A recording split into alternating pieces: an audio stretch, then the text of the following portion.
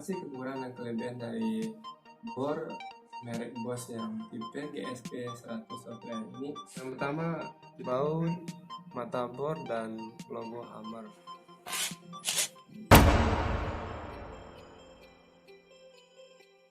Bertemu lagi dengan saya Ari Putra di channel Mekanik Dadakan. Kali ini saya ingin mengajak teman-teman mereview sebuah alat bantu kerja bor merek Bosch tipe GSP 120 RI. Sebelum kita lihat pasti kekurangan dan kelebihan dari bor merek Bosch yang tipe GSP 100 offline ini, kita harus tahu dulu apa aja sih yang dapat dari satu unit ini. Yang pertama, kita dapat info panduan bornya dan cara pengecasannya, ada dua.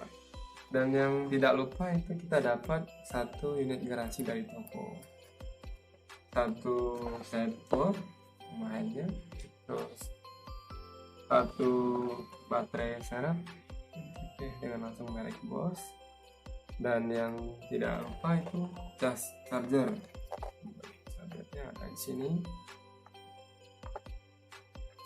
Kita akan mulai review dari bornya sendiri. Kita mulai dari apa aja sih yang ada di bor ini yang kita lihat. Ini satu unit baterai, bisa dilepas lagi, kita pasang kembali. Apa aja sih ada item di sini? Yang pertama itu ada bagian atas itu seperti ini speed ya, transmisinya kalau kita bilang. Ini ada satu, ada dua, terus ada panah ke kiri, di tengah, dan ke kanan. Kalau di tengah itu posisinya terus ada angka 1 sampai 20, dan ada juga logo baut, mata bor, dan logo Hammer. Terus sekarang akan saya jelaskan satu-satu apa sih fungsi dari item tadi. Yang pertama, kita lihat dulu di bagian. Kebetulan bor yang saya beli ini itu menggunakan baterai, yang baterainya itu tipe 1,5 Ah Li-ion. Bisa dilihat langsung. Kalau kita lihat dari baterainya itu sudah cukup bagus ya dari produk Bosch ini. Estimasi waktu pakainya dari baterai ini lebih kurang dari 5 jam.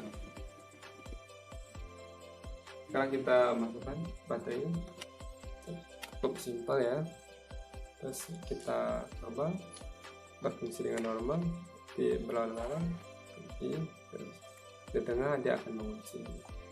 Pertama, di sini ada pilihannya, ada buat buka baut, buat ngebor, sama buat hammer. Yang pertama kita akan bahas tentang buka baut dulu. Kalau kita gunakan menu logo ini di bagian panahnya, itu kita akan menyeting angka ini. Semakin kecil angka ini, maka kekuatannya akan semakin kurang. Nah, kita cobakan. Itu artinya bor tidak bisa berputar full. Semakin kita tambah dia ke ukuran 20, dia akan kuat, sulit untuk ditahan. Itu. Setelah itu ada lagi buat pengeboran. Ini bisa ngebor kayu dan bor besi. Itu kita akan menggunakan speed dari yang 1 dan 2. Tergantung teman-teman menggunakan mata bornya ukuran kecil apa besar. Kalau teman-teman menggunakan mata bor besar, itu akan posisi speednya di angka 1 supaya tenaganya akan dapat.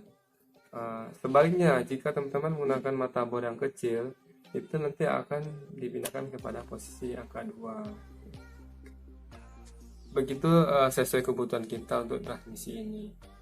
Terus ada lagi pilihannya yang logo Hammer atau logo palu ya, yang biasa kita. Ini berfungsi untuk pengeboran beton. Untuk speednya juga kita sesuaikan yang kita kebutuhan hampir sama dengan speed yang pengeboran besi dan kayu tadi. Kalau kita menggunakan mata bor beton yang ukuran besar, kita harus menggunakan speed yang pelan buat tenaga.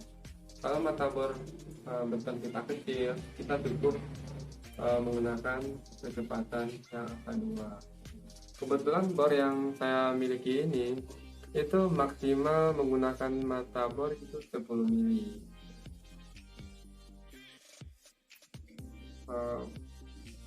Ada sih keunggulan dari bor baterai yang tipe GSP 112 Mili ini.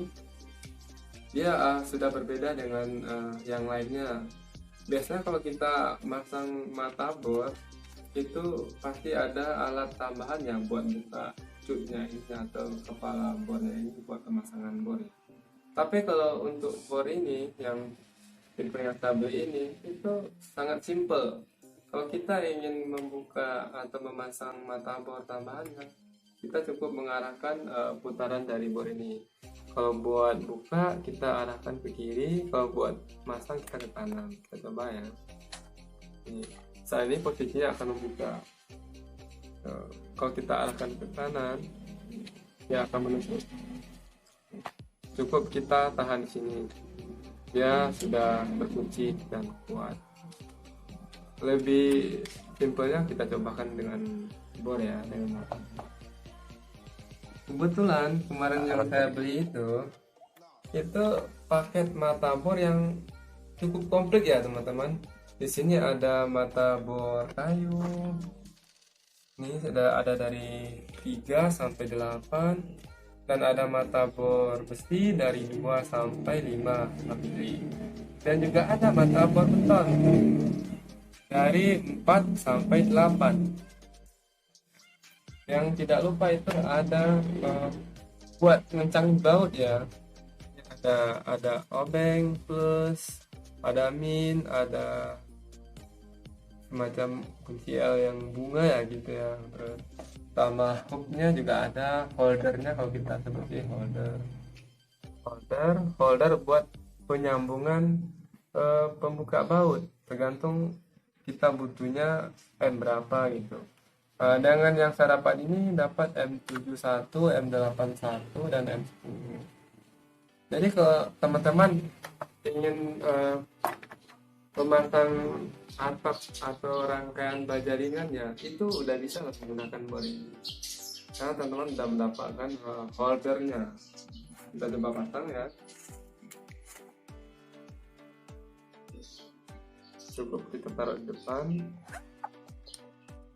kita masukkan, terus kita pindahkan putarannya, terus kita pegang ujung, kita putar. Ya udah, posisinya udah kencang. Terus kita butuh kunci berapa? Kunci kita bilang kunci 8 tinggal. Jadi kita bisa langsung arahkan ke bautnya seperti ini. Begitu juga dengan yang lain. Dengan obeng min atau obeng plus, ini ada minnya, kita bisa langsung pasang. Teman-teman nggak usah takut dia akan jatuh karena dia ada magnet. Dia akan menahan.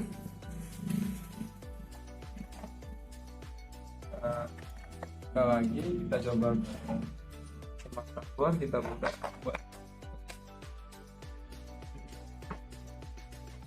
Dan ini ada mata bor pilihannya, kita coba yang beton aja yang 5 mili ya.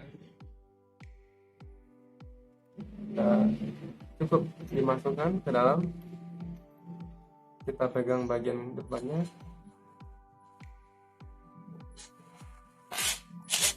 Kondisi bor kita udah kencang, bisa kita cobakan juga. Saat ini kita menggunakan speed, ini kayunya ya. Kita coba, ini bornya betul kecil.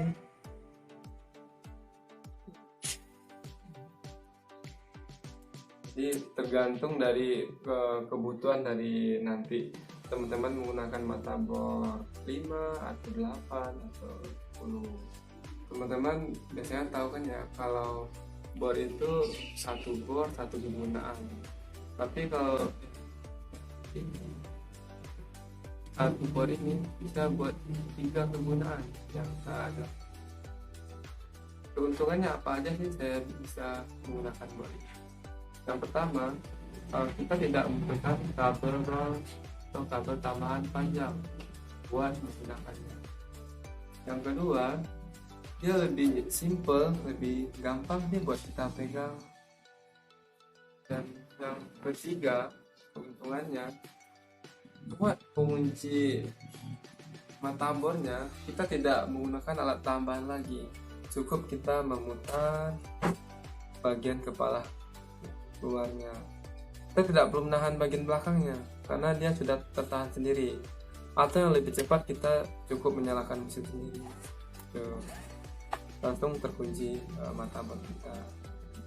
Tapi untuk kekurangannya teman-teman juga harus tahu, karena kalau lama kita menggunakan ini untuk jangka 4 sampai 7 tahun, baterainya ini akan lama akan suak atau kitanya bocor. Untuk harga satu baterai ini itu kisarannya 4 sampai 500. Kalau di offline-nya teman-teman bisa cek sini.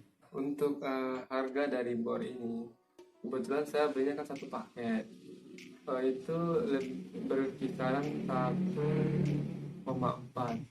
Jadi saya dapat satu unit board dan baterai 2 tambah casan, dan satu lagi satu set mataboard dan pembuka baut. Nah teman-teman, jangan sampai salah beli ya untuk membeli board itu, karena biasanya board itu satu board itu satu kegunaan. Jadi belilah sesuai kebutuhan dari teman-teman.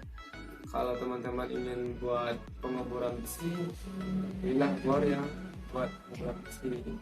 Direview dulu bagian fungsi dari board yang mau teman-teman beli itu.